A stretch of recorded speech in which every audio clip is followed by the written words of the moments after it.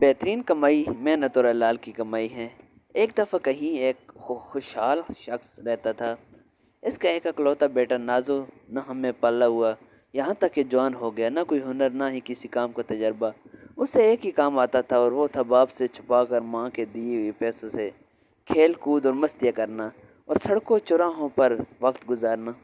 एक दिन सुबह के वक्त बाप ने उसे आवाज़ देकर अपने पास बुलाया और कहा, बेटे अब तुम बड़े हो गए हो और खैर से जवान भी हो। आज से अपनी ज़ात पर भरोसा करना सीखो, अपने पसीनों को बहा कर कमाई करो और ज़िंदगी गुजारने का ढंग सीखो। बेटे को ये बात कुछ नागवार सी गुजरी। तकरीबन एहतजाज भरे अंदाज में इसने बाप से कहा, मुझे तो कोई काम करना नहीं आता। बाप ने कहा, कोई बात नहीं, अब सीख लो। तुम आज ही शहर रवाना हो जाओ और याद रखो, जब तक मेरे लिए एक सोने की अशरफी न कमा लेना, लौट कर वापस ना आना। मरता क्या न करता कि मुस्ताक। बेटा घर से जाने के लिए दरवाजे की तरफ बढ़ ही रहा था कि इसकी माँ, जो ये सब गुफ्तगू छुप कर सुन चुकी थी, बेटे के सामने आ गई। मुट्ठी में छुपाई हुई अशरफी सो बेटे को दी।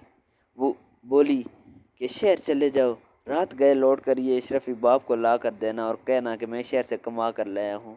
और ये नौजवान खुशी खुशी घर से रवाना हो गया।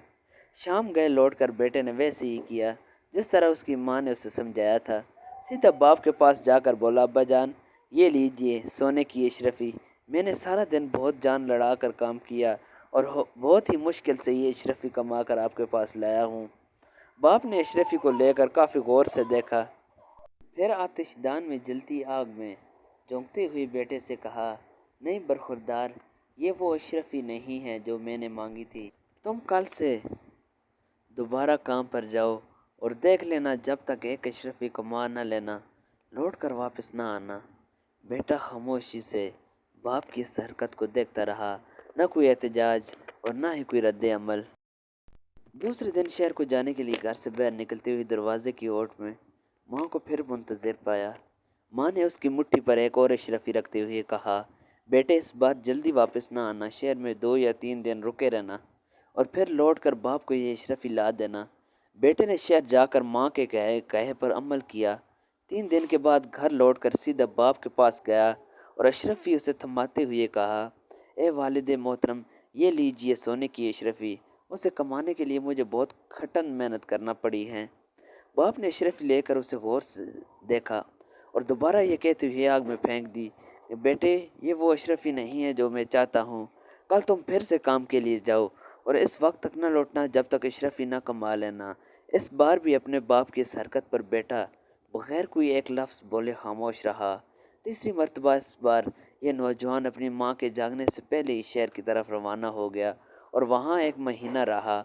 और इस बार 1 महीने के बाद हकीकी मायनों में मेहनत तो मुशक्क़त से कमा कर अशरफी को नहायत हिफाजत से मुट्ठी में दबाए मुस्कुराते हुए अपने बाप के पास हाजिर हुआ।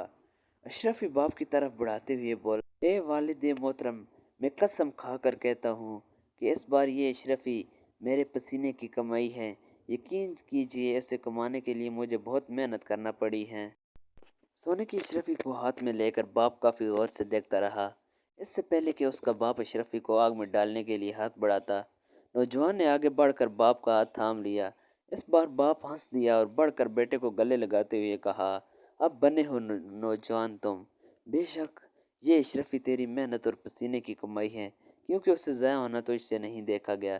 जबकि इससे पहले मैं दो बार अशरफी आग में फेंक चुका हूँ, मगर तुझे कोई अफसोस नहीं हुआ था। सच है कि बगैर मेहनत के आने वाला माल जाता भी तो इसी आसानी से है, और इसके जाने का वो दुख नहीं होता जो मेहनत की कमाई के जाने का दुख होता है। बेशक सबसे बेहतरीन कमाई मेहनत और हलाल की कमाई है। दोस्तों, इस चैनल को सब्सक्राइब करें, वीडियो को लाइक करें और शेयर करें।